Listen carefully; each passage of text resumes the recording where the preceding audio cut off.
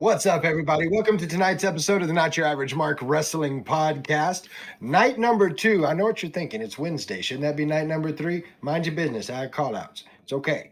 Night number 2 of our week-long run-up to Collision Course. I am your host, the Tutorial Boss Guapo, and joining me is the man who called Jesse Ventura the body. That would be Rick Elsie. Rick, what's going on, brother? Not much, man. Not much. Just ready to get into this. It's going to be a good one. But as always, before we get started into talking about Collision Course, a few thank yous. Want to thank Ross and the boys from Labor 12 for our intro outro music. Make sure you're checking them out, labor12.com. That is laborxii.com. Joe and American Legacy for our Not Your Average merch. J-Reb's 3D printing. Look how cool that looks with the light off. Isn't that awesome? That is a custom-made light box from J-Reb's 3D Printing. Make sure you check him out, jrebs3dprinting.com. I want to say thank you to heckyeahradio.com for allowing us to be a part of Heck Yeah Radio. What do I mean? I mean, if you miss any of our podcasts, you can go to heckyeahradio.com, click the Not Your Average Mark button, and listen to an audio version of any of our podcasts. Thank you to Blind Ambition Studios for all of our graphics. TheWrestlingSociety.com for throwing us in their podcast room, another way you can check us out. And of course, a thank you to the one who makes all of this work, the guy, Patrick. Appreciate you, brother. One thing he's worked on very hard that you should all go check out is the badass website that we have, notyouraveragemark.com. You can get bios, you can get merch, you can find out what we've got coming up. It's all inclusive, and you should go check it out. That's notyouraveragemark.com. J-Reb in the chat saying it dances. It does. Look, it's freaking cool. He also does, he does more light boxes. Like he got my little friend here. See if we can see that little dragon.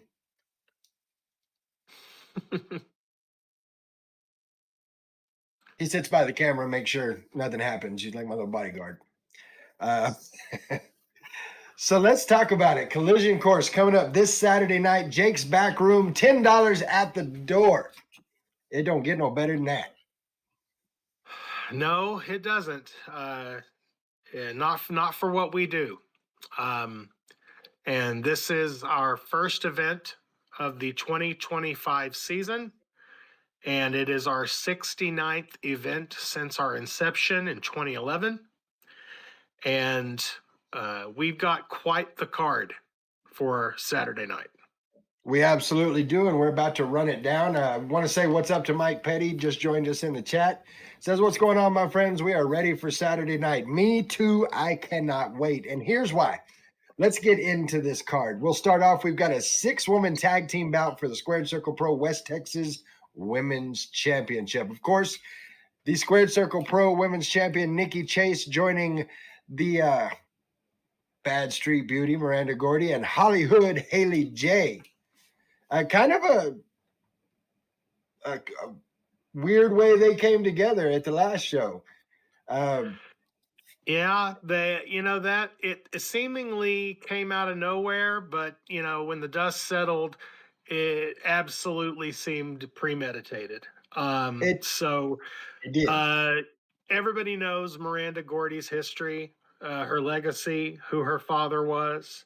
And she's taken it upon herself to go back to the Texas roots of the Fabulous Freebirds, and now we have the Fabulous Freebabes, and there's 3 of them, and that poses a lot of danger to the women's division in SCP. I'm gonna tell you now, Hollywood Haley J. Before she came, she's one of the few people that before she debuted at Squared Circle Pro, I knew who she was because I had watched Wrestlers on Netflix. If you have not done so, please do. It's an awesome show all about Ohio Valley. And, Hollywood Haley J, one of the main people on there. This girl has got the attitude outside the ring. She got the attitude in the ring, and she's got the fight like no other. So yes. Putting her with Miranda Gordy and Nikki Chase, it's a powerhouse trio there. It's a trio, and they control the top title of the women's division, And so Nikki Chase has insurance policy on her matches because she's got people there to back her up. And they're very quickly, I mean, they've only been together since Pieces for Quitters, Mhm. but they've already sent ripples through the women's division. And with this match coming up, Misty Marks has to pick two partners to be in this match with her. And we still don't know who Misty's going to pick. We don't know if it's somebody from the women's division. We don't know if it's somebody brand new. We have no idea what Misty's going to do, but Misty feels like she was robbed of the SCP West Texas Women's Championship Pieces for Quitters, and she's coming for it. And Nikki has been forced to defend this championship. If Nikki gets pinned or if the decision falls against Nikki, pin or submission, she will lose her championship. Other than that, she's got two partners to ensure that she can keep it. Now, one thing about it, you can never count out Misty Marks, the former champ, just an absolute beast in the ring. And the fact that she's got two mystery partners, it just adds that level of who's it going to be? How do you like if you're the free babes, how do you prepare for that? You've got Misty Marks, and you know how good she is in the ring, how well she does, and she's going to pick two people that are going to complement that. It's if I'm the Hollywood babes, or free babes, I'm nervous right now. Well, and again, it comes down to who these people are going to be. And since the inception of the women's division in SCP, we have had 31 female talents cross through that curtain. And so there is literally, a bevy of names to choose from. But at the same time, Misty is very well traveled. She is Cheers. part of she wrestles for NWA Texas. She knows a lot of people. She's wrestled for Mission Pro. She has a lot of connections. This could literally be anyone. And I love the fact that you guys allow it to be that. It's not okay, you can get two mystery partners, but who is it? You got to tell me first. You know, I want to be just as surprised as everybody else. I mean, you know, I assured her that whatever she chose to do was fine, and if she didn't want those names to leak, then as far as the paperwork and the contracts, we could go through a third party intermediary so that I don't even know who they are. So, I mean, I know that there are two people guaranteed to be there with her on Saturday, but I don't even know who they are. And I like that because, even though I am a little bit of a control freak when it comes to SCP, it's kind of my baby. And, but at the same time, I'm a fan too. And part of the surprise, part of the fun sometimes is the surprise. So oh, absolutely. I'm interested to see who walks through the curtain just like everybody else is. So we've got Mike Petty in the chat saying Squared Circle Pro needs a women's tag team title. What's your thoughts on that, Rick? I am not against a women's tag team title. But one of the things that SCP has started to dip its toe in the water of is intergender competition. And I would not be opposed to having women tag teams compete for the West Texas Tag Team Championship. So Okay. I think until we get enough women's tag teams that the pool is deep enough to deem a separate tag belt, if I've got a women tag team that wants to compete against the men for the West Texas Tag Team Championship, I don't have a problem signing that match. There you have it. And it makes for an interesting I don't know. I'm trying to find the right word here. It's an interesting layer on this to think that you could get a female tag team going up against, say, Los Crudos, because they're our tag team champs Can right you now. can you imagine Los Crudos defending the tag belts against Nova Phoenix and Morgan Mercy? Like, we haven't signed that yet. What are we waiting on? No, all joking aside, that would be awesome. Like, that would be a hell of a match. Because here's the thing about the women in SCP. Um, Women's wrestling as a whole, uh, they bring it, and the women in SCP are double tough. And if they Yes. want to get in there, I mean, you saw what some of the women did at the Gauntlet Armageddon in November. Hmm. Raisa Clark was throwing hands with everybody that got in her face. So I mean, I do seem to recall her throwing some hands with Nobi Bryant. yes, I mean they're not afraid to mix it up, and that's to me. I have never been a giant fan of the intergender side of wrestling because there's just a lot. There's so many variables there that could lead to some really dangerous moments. But at the same time, if those women are confident enough in their ability and they're willing to stand up and throw hands, okay. I'm going to tell you what I respect most about what you just said, Rick. And this is pulling the curtain back on wrestling a little bit. But everywhere you see intergender wrestling, it seems very overly scripted and overly produced. Like, you can do this, Hmm. but you can only do this. Yeah.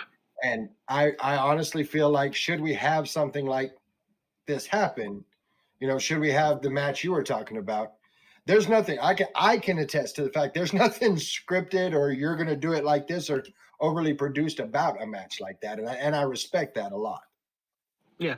I mean, when it comes to the matchmaking of intergender wrestling, it's irresponsible to take somebody the size of um, an Aaron Eris and put her in the ring with somebody the size of an Angel Camacho.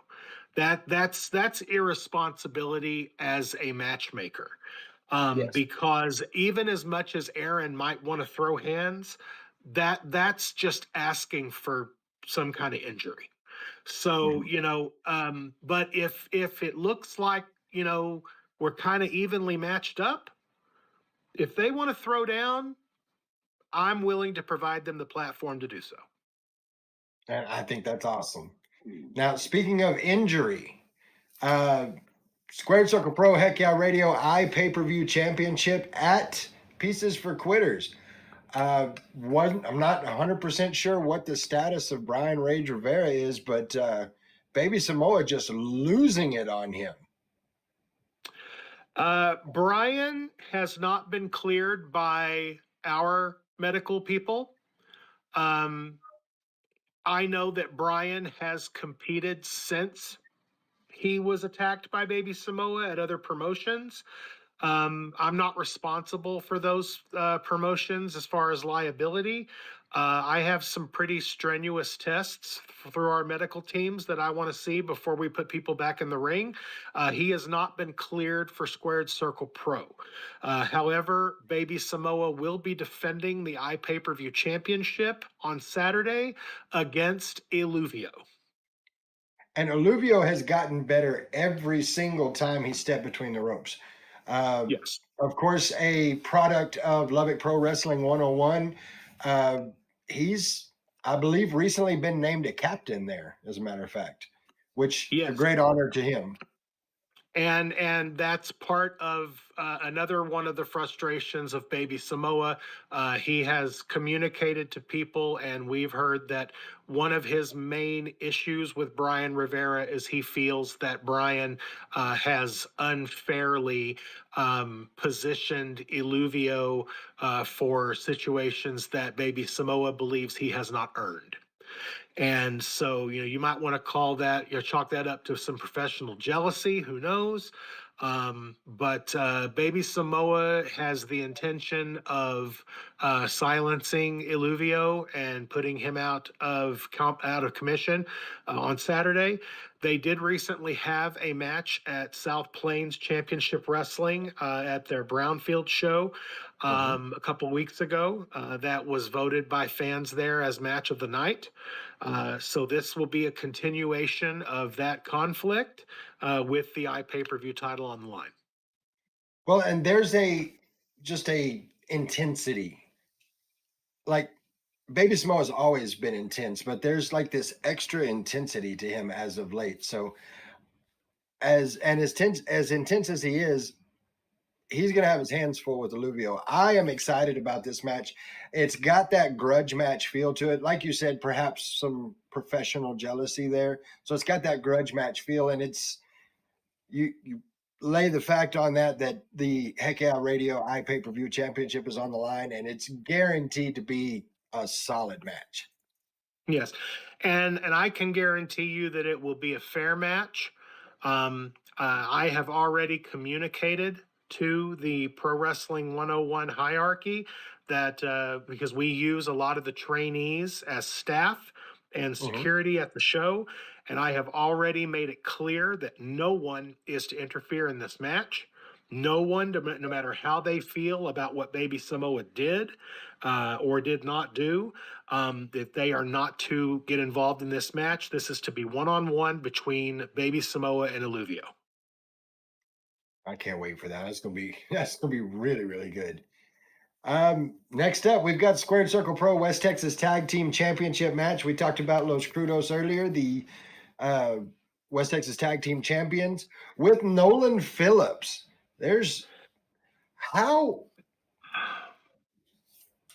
how how does this happen? uh, you know, let's talk about Nolan for a second. Okay. Um, I have known Nolan Phillips for a long time, and Nolan Phillips is very accomplished as a wrestler. He's a former SCP champion, former tag team champion. Has held numerous regional championships in other areas. Um, he is quite capable when he wants to be. He's also very smart. And generally, more times than not, Nolan is the smartest guy in the room. And a lot of times he has no problem telling you that. But Nolan has chosen over the last couple of years to just kind of throw all of his God given ability out the door and just become an insufferable twat. And I can tell you Use your that, hashtag, Patrick. I mean, yeah, do that. Yeah, seriously, I need a t shirt. Hashtag insufferable twat. Um, with Nolan's face right on the back. Um, Oh, good so, stuff. but, but I can't really fault Nolan for being very ingenuitive and taking the initiative to always stack the deck in his favor. And he has gotten to Los Crudos. He has become an advisor of sort to them. I don't know if they've put pen to paper, if they're actually contracted to Nolan now, but we did have to renegotiate their deals. And Nolan is the one who helped facilitate that. And they're going to defend their titles on Saturday against Romeo Falcon and Nico Elias, the Canadian Pitbulls. And yeah, I don't know what the addition of Nolan Phillips in their corner is going to do for Los Crudos, but I can guarantee that the Pitbulls need to watch their back. Well, and what that does is it gives Los Crudos an X factor because you've got to keep, I don't care who you are. I don't care how great a tag team you are. You have to keep your head on a swivel if Nolan Mm-hmm. Phillips is out at ringside. No Yes, question you do. about that. Yes. Uh, one thing I will say about Nolan Phillips, though, as much as we can build that hashtag, the man surrounds himself with gold. He has got the Midas yeah, touch. yeah. Every time he's associated with somebody, that person either already has gold or is not far from it. So Hmm. I've got to give him those kudos because it's just a proven fact. If you look at most of the major comings and goings, most of the major championship changes, most of the major front burner issues that are going on in SCP over the last 5 years or so, Nolan Phillips is either involved in or responsible for more than half of them. Oh yeah, absolutely. He really has kind of and it's so funny because the two of them actually get along. He's kind of become the new Matthew Robles of SCP. Well, see them They, fighting words though. I mean, I mean, my gosh, it just he's he's in everything. Well, X Factor or not, Los Crudos is going to have a hell of a challenge because the Canadian pit bulls, as much as I love them, outside the ring, they're playing with the kids, they're talking trash. But when they get in the ring, they are aptly named because they fight like pit bulls. So I don't know that Nolan Phillips is enough to counteract that. So this is Yes, gonna be a hell of a match. it will be, Now, and I'm looking forward to it. the next thing we talk about is not a match. I refuse to call it a match because it's going to be so much more than that. It is a tag team grudge bout. Mm, We I have a have feeling I know bloodlust. what you're about to talk about. Oh yeah, we have bloodlust. Damian Blood, Lilith Blood going up against La Migra, El Gringo Loco, Keith Watson, and Diablo Blanco in their corner. This has been building and building and building and building since what, like 18? Longer, further back than that? Um, the Bloods and El Gringo Loco, their issues go all the way back to WWA and Amarillo in 2008. Oh, eight. That's what, okay. And over the years, off and on, there's been issues boil up between these people. And as much as I enjoy the matches between them because they're good and they're action packed, at some point this is going to get irrevocably dangerous, and I feel like we're basically there. No, And I agree with that. I'm really going to need this to come to an end. And that's why the stipulations are in place for this match. If Bloodlust loses, because Damien is already essentially semi retired, um, he stepped away a couple years ago and just recently returned to when this feud started really kind of getting out of control between Lilith and Gringo. But he's not for the long haul. And if they lose this match, Lilith is going to join him on the sidelines. But if they win this match, then everyone involved in this match, other than Gringo and Lilith, are going to be barred from ringside on March 22nd at spring break. And Lilith and Gringo are going to finish this, and it will be in the contract that it will be the final confrontation, win, lose, or draw. Those two will never be across the ring from each other again. And as much as it has that end of an era feel, it's got to be like, I think you put it best that this is going to be irreversibly violent. And I think this match is not going to keep that from happening. I think this match is that. And it's when you take a retired Damian Blood and have him come back to what was it? Unhandcuff Lilith from the turnbuckle. Like this is to say this is personal is an understatement. Yeah. So I don't even know where to go with this match. As long as Chris Watson gets beat up, I'm fine. But you also can't discount the fact that Diablo Blanco will be at ringside. Because the narrative surrounding La Migra is always that it's never, no matter what the match is made, it's never 1-on-1, 2-on-2, 3-on-3. no. There's always a numbers advantage because they run in a pack. Well, I know this one's going to get wild. I'm afraid this one's going to get bloody, perhaps. It's going to be a wild match. And just to go over those stipulations again so that everybody knows what's at stake here. If Bloodlust loses this match, Lilith Blood is done in Squared Circle Pro. She goes into retirement with Damien. Yep. However, if La Migra does not win this match, then it's 1-on-1. Lilith Blood versus El Gringo Loco. All those years of animosity. 1-on-1, everybody barred from ringside. Yes. And that would take place at spring break on March 22nd.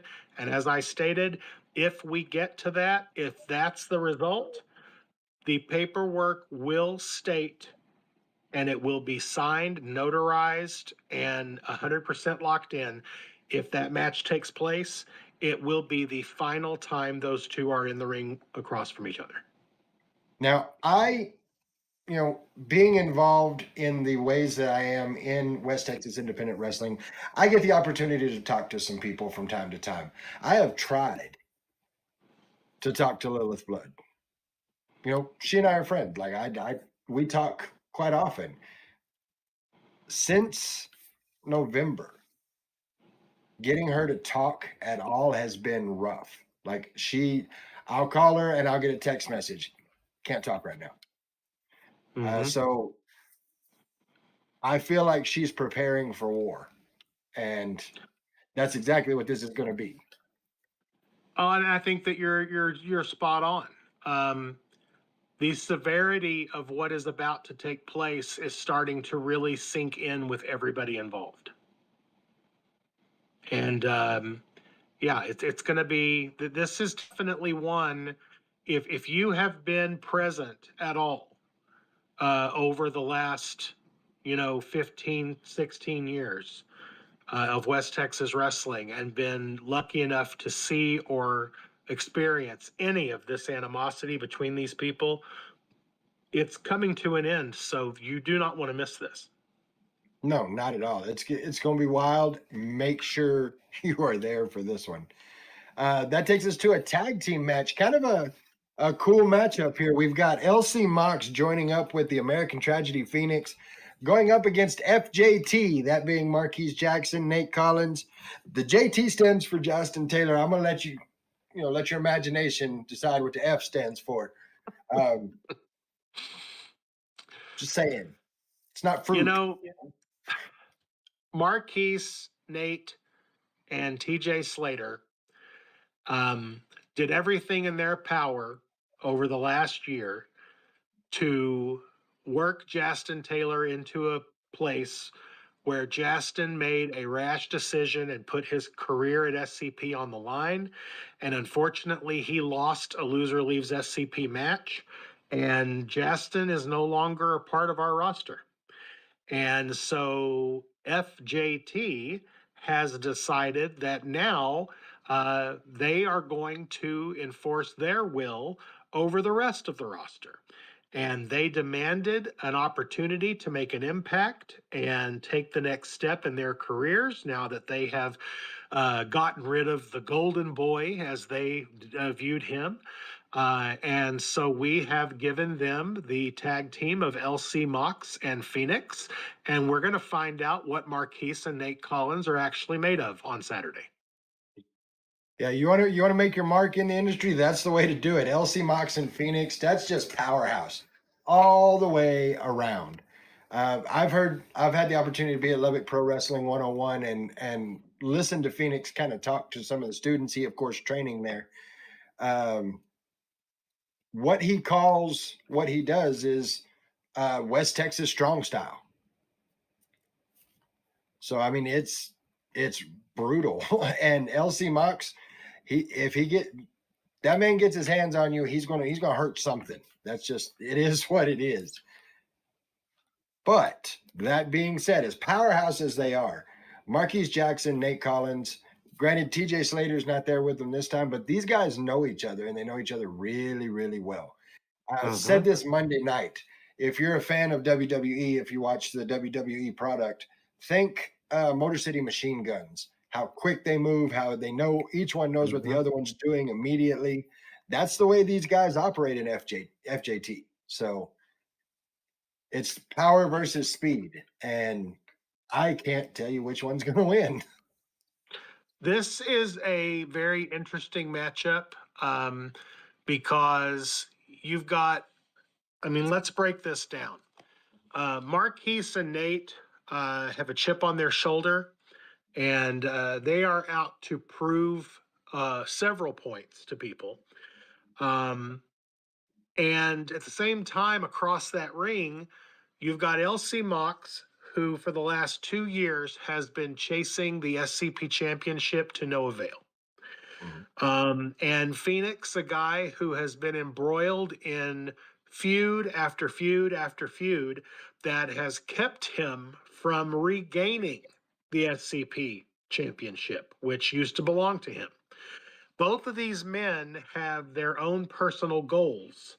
And here we are with them having their own personal goals, but coming together to try and show two loudmouths that maybe they have, written a check that their asses can't cash. So, there's a lot of stuff to go here. But because think about it, if LC Mox or Phoenix loses this match, what does that do to the trajectory of their goals for the next year? It's a very valid point. And you could say you see it in this light, and a lot of people will. If LC Mox and Phoenix beat FJT, they beat FJT. It's Mhm. that's what on paper a lot of people are expecting. But if they don't, then they got beat by FJT. And you asked the exact right question. What does that do for them? I'm Yeah, interested to find out. yeah, Like it's going to be good. and that's the thing, um, because there's I think that FJT actually has more to gain here with a win because not only if they get a win and they do it as a team, does that put them in contention for the tag team titles? But at the same time, if whoever gets the pinfall, if one of them pins either LC Mox or Phoenix, does that enter them into rankings for potential singles championship runs? I mean, there's a lot there, and it should be very interesting to see what happens on Saturday. I'm looking forward to it. It's going to be great. Again, we're not even all the way through the card. $10 at the door to see everything we're talking about. Jake's Back Room Saturday night. It's going to be wild. And speaking of wild, tag team three-way dance, and you've got Naturally Wild, Kalel Santana, Atticus Wild. Those two, the brains and the speed, man. They're really really good. You've got the Riot, Stevan Remsen and Reggie Lincoln, just absolute powerhouses. And then you have the third team. And I was kind of surprised when I saw this announced. Rob Boris and Chasen Cash. Not exactly who you would think of when you think of tag teams. No, probably not. Um, but I will tell you, we had a lot of fun with this around the office. Um, you know, I've been doing this for a long time, and I see these guys interact, and I see things happen, and these guys got sideways with each other in Gauntlet Armageddon, and uh, they seemed like they were going to work together, and then they didn't. They blame each other for their losses. They went at it on social media, and then it came time for us to have this match, and we needed a team. And we were sitting around in the office, like, well, who can we book to put in here? And I'll tell you right now, I looked at TJ Mundell and I said, maybe we should give Rob Boris and Chase and Cash a chance to try that team again. Chase and Cash had a couple of comments about that. He was looking for the camera, maybe wondering if Ashton Kutcher was going to come out. Was he being punked? I'm excited for this. Like, I mean, here's what I'll say to Chase and Cash and Rob Boris.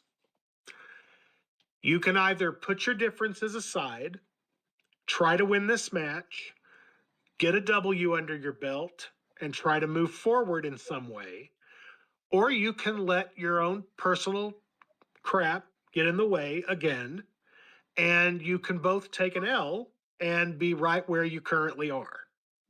So it would probably behoove the two of you to get over yourselves and try to win this match. don't get no more real than that.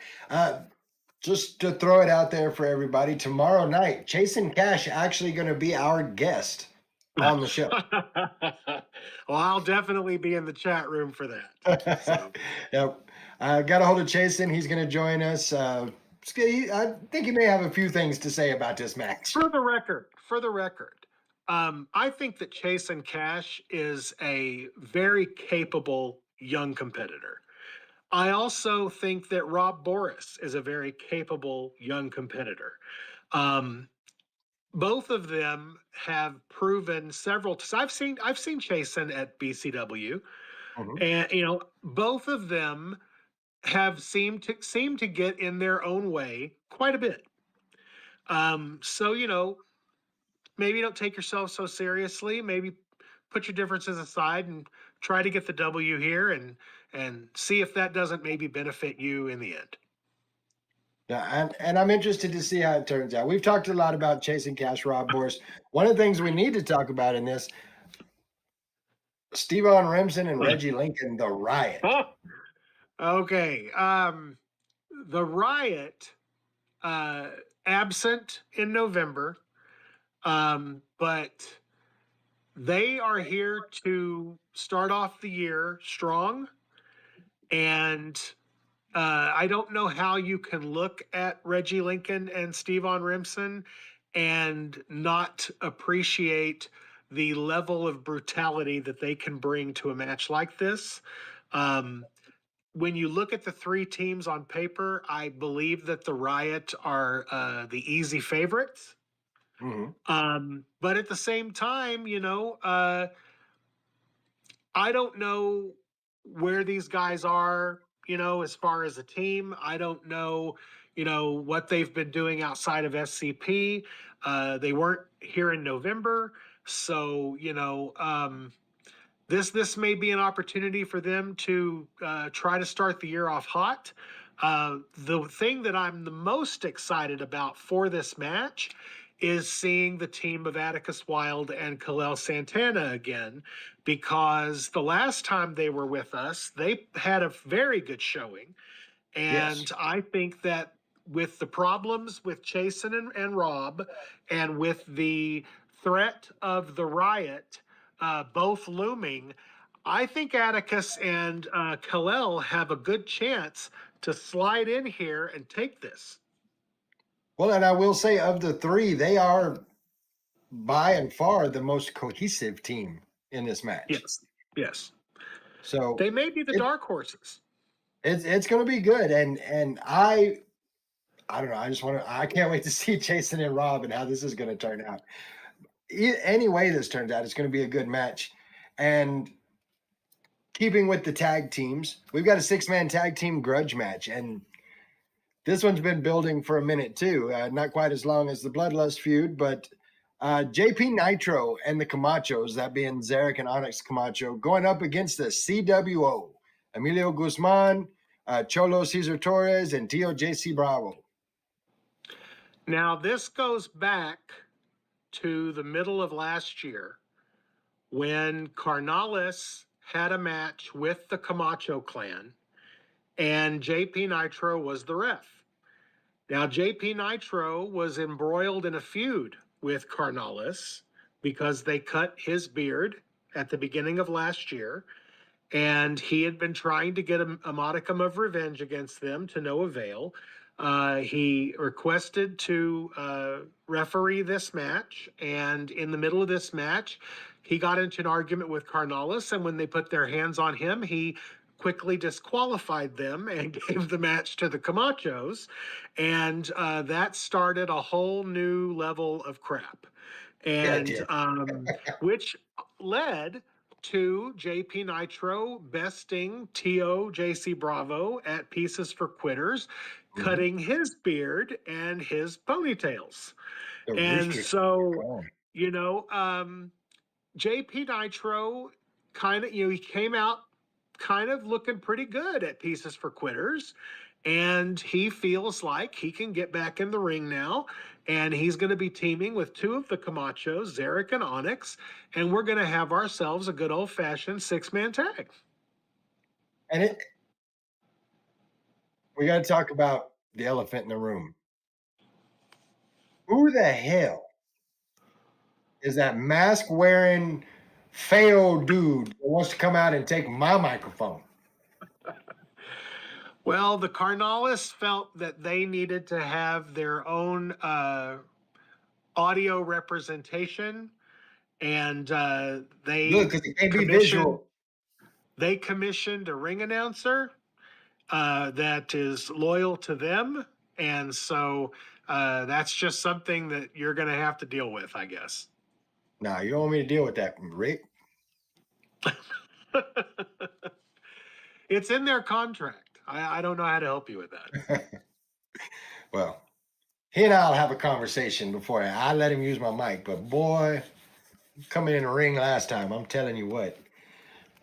All that funny and silliness aside, this is really going to be a good match. JP Nitro put on a good show. The Camachos, always a good show. And CWO is all about business. So I am interested to see where that one goes, which takes us into probably the match I'm most excited for on the card. Women's four-way. Mm-hmm. K-Daver, They Them Mayhem. We've got the Rising Phoenix of West Texas, Nova Phoenix. We've got Pandemonium making a Squared Circle Pro debut, if I'm not mistaken.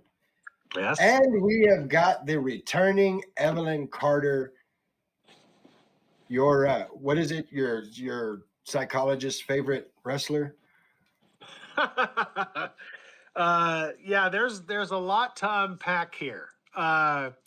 This is a women's elimination four-way. As with most of these type of matches, there's going to be some stakes here.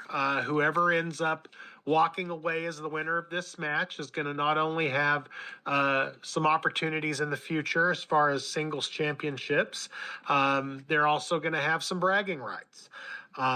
And you've got K-Daver, who, made a big splash with her debut. She's had a couple of partners. Tags didn't really work out for her. And then she, kind of got mixed into the Bloodlust Lemigra feud there for a little bit. But the crowd has come to know Kay, and they are understanding that K-Daver is kind of on the hardcore kick. And so K-Daver is going to bring a level of violence to the match that people need to watch out for. You've got Nova Phoenix. Nova has been one of the stalwarts of the women's division from day one. And she has done a lot. She has yet to hold gold, but she is ever present as a mountain that needs to be climbed in our division. And so having her in this match, she is definitely the person to beat. You've got Pandemonium. Pandemonium is making her debut. And I think that people are going to be pleasantly surprised at what she brings to the table. Well, I'm interested to see how she meshes, how the crowd reacts to her. And I'm super excited about the return of Evelyn Carter because there's a little crazy up in them there hills, and A little. I'm all for it.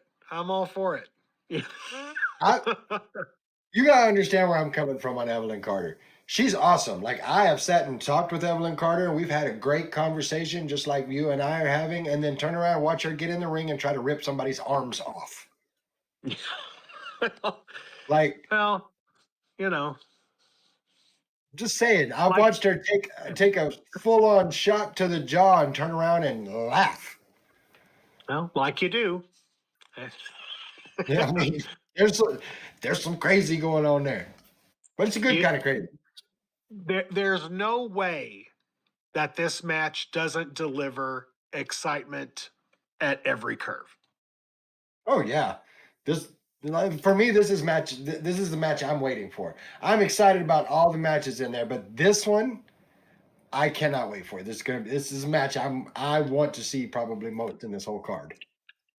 I know that Evelyn is a little bit disappointed that Morgan Mercy is not on this show because they do have issues, and I Yeah. know that that's something she's looking forward to putting behind her. Um, but this is her comeback, and it'd go a long way if she could get a win here in reestablishing the threat that everybody knows Evelyn Carter can be. Well, it's definitely going to be a hell of a match, and I'm here for it. I'm gonna announce everybody and get the hell out of the way. That's the way that's going to work. Um, Yeah, that's probably a good idea. we have one more thing here. Ryan Riven, of course, one half of Downfall Cathedral. His partner not showing up for Pieces for Quitters. So he said he wanted a match. He got his match. Damian Matrix joining in with him and did a good job. Like it was, I felt like it was a good debut for Damian Matrix. Hmm. They fell a little short. Damian did get pinned, and I thought all was good. Ryan Riven holding Damian's hand up, turning him around to the crowd, and then just absolutely laid his ass out. Yes. And I assume that's got something to do with why we're going to see Ryan Riven on Saturday, as he will be addressing the Squared Circle Pro fan base, the roster, and you as management, you and TJ. He asked for this. He asked for this time, and I granted it. He wants to address his actions at Pieces for Quitters. He wants to address the absence of Ramrock, and he wants to just kind of clear the air. Um, I personally have asked Damian Matrix to be at the show as well, because I feel like Ryan may address that issue, and I'd like for Damien to be there in case Ryan feels like apologizing, because if he's going to try and atone for his actions, he needs to do that to Damien, Very and fair. let him know that. So, but we'll see what happens. I'm willing to give him the time, but I also am very big believer in I will give somebody just enough rope to hang themselves. So I think we've seen we'll that see more where than it goes. once. Yeah. Well, and I like Ryan. Ryan Riven's an awesome person. I like what he does in the ring. I was kind of shocked at the way this whole thing with Damian Matrix went down. So, I'm that guy. I think that's what we get. I think Ryan Riven is going to say, "Look, the adrenaline got there. I snapped a little bit." I feel like he's that guy. So I I'm hope interested so. to I see. hope so. I'm interested to see how it turns out. I'm interested to hear what's going on with Ramrock. Like I'm hoping he's okay. Hmm. Yep. So we get that and everything else we've talked about on Saturday night at Jake's Backroom for $10 for two Starbucks drinks. I know Yes. because I have to buy them for my wife, so I know what they cost. Also, I will say this. I have some announcements that I need to make regarding spring break and May 24th's equal rights and lefts. Two. Are we going to I give am announcements now, or no. Well, those are going to be at the show on Saturday. I tried? No, those are going to be at the show on Saturday. I've still got some time to work a couple of details out, but if everything comes together in the next 48 hours or so, I feel like I'm going to have some pretty big announcements to make. Well, I for one can't wait to hear them. Like, see, here's the thing: I get to ring announce. Like, those of you that come to the show, you know I'm out there. I get to ring announce, but I don't get to know what's going on. So, like, I'm Rick's got announcements. I can ask from now until bell time on Saturday, and he's not going to tell me a damn thing. You got to wait and find out when everybody else finds out. And I do. I wait to find out when everybody else finds out. Um, like, catching the surprise that, oh, by the way, you get to stand in a cage and you get to introduce the first two entrants of Gauntlet Armageddon, and oh, by the way, it's Noby Bryan and Brick Savage. Thanks, Rick. Well, I tried.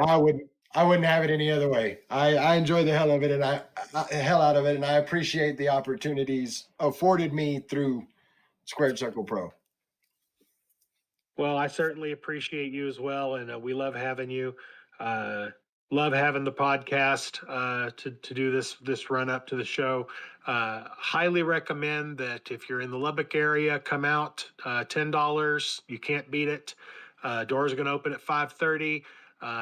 We'll have promo time for everybody before we start the show, and we'll have at least 3 hours of action, if not a little bit more. Should be a good time. And if you can't make it live to the show, it does stream on heckyeahradio.com. That covers a lot of what I was going to say. No, seriously, if you've never seen West Texas Independent Wrestling, this is the time, and that is the place, and that is definitely the price point. $10 to see all of these great matches. You will find yourself watching a match going, okay, when's the next show? Because I want to see what happens next. It's happened to me. It's happened to the boys. It's happened. Patrick, the guy, is like a diehard fan who'd never really got into wrestling before until he started going to BCW and he started going to Squared Circle Pro, and he got the opportunity to see independent wrestling. And it's a lot of fun to watch somebody get into it like that. Some people grow up and they're influenced in wrestling by the matches. Some people grow up being influenced by stories. Some people grow up being influenced by characters. Sometimes you can combine those things. I grew up being mostly influenced by episodic storytelling, rich characters, and fun matches. I've said it before, and everybody who knows me should know content of a match specifically, I don't care. I'm more about why are we here? Why are we doing this? Who's involved? Where's this going? And I think that that's the thing that brings people coming back. We only do 6 shows a year. It's not like we're a weekly or a monthly product. We do 6 shows a year, so we have to have enough hooks in our product to get people to say, you know what, 60 days, I'll be back. And so I feel like we do that well at SCP. So I'm proud of it, and we're going to start the year hot this coming Saturday night, and should have a big year ahead of us. Super excited about a lot what's on the palette for the year, and definitely want people to show up on Saturday so that they can get in on the ground floor of what should be a banner year. I, for one, can't wait for it. It's going to be a great show. Make sure you're there. Show up, get your tickets. Doors are at 5:30, bell time at 6. Is that right? Yes. Yep, doors will be open. You can pay your $10, 5:30. We get started with the promos, and then our first bell's at 6 p.m. It's going to be a great show. A couple of things, just to throw them out there. We are going to have Chasing Cash on tomorrow, and then we're going to finish the week up with your Squared Circle Pro West Texas Women's Champion, Nikki Chase. So a couple more big shows coming up before we get to the big show. Also found out, looking at things, that we're a lot closer to a milestone than I thought we were. So here's what's going to happen. Our next milestone is 175 followers. When we started today, we were at 168. If we hit 175, we're going to put a poll out. I've asked around, and these are the things that were suggested. I will either A, take a shot to the chest, open hand shot to the chest from Big Sid. If you've ever seen Big Sid do it. B, I will take a power slam from Phoenix. Or C, I will take a lariat from Damo McCullough. That's the poll we're going to put out there if we hit 175 followers. So basically, you don't want to live to see 176. Yeah, it kind of looks that way, doesn't it? No, I don't. I do these things, and I do it because I want to show my appreciation. These are wrestling fans, Okay. I think you might need a counselor, but okay. Burrito Fueled 93. I do want to thank you for the follow. Shit, we're one closer now. Oh, that's good. I am with Burrito Fueled 93. Nikki is my fave. I'm a big fan of Trophy Chase Nikki Chase, or Trophy Case Nikki Chase. I'm looking forward to this show. It's going to be good. I will say, however, we have hit that 9 o'clock mark. It is time to wrap it up here. We've kind of given our final thoughts to you. I want to thank everybody. Rick, thank you for being on the show tonight. It is always a pleasure to have you on. Thank you. Want to thank Mike Petty, my boy Cameron, J-Rev, thank you for being here. Burrito Fuel 93, thank you for the follow, and thank you for joining the chat. Eska saying he doesn't want any of those for me. Yeah, I'm kind of, me too. Mike Petty saying I would pay to see that. Be seeing y'all Saturday. I may have to charge for that. We will see each and every one of you tomorrow night with Chasing the Cash. Until then, I am Guapo. That's Rick Elzy. We're not your average marks. Catch y'all tomorrow night. Yeah.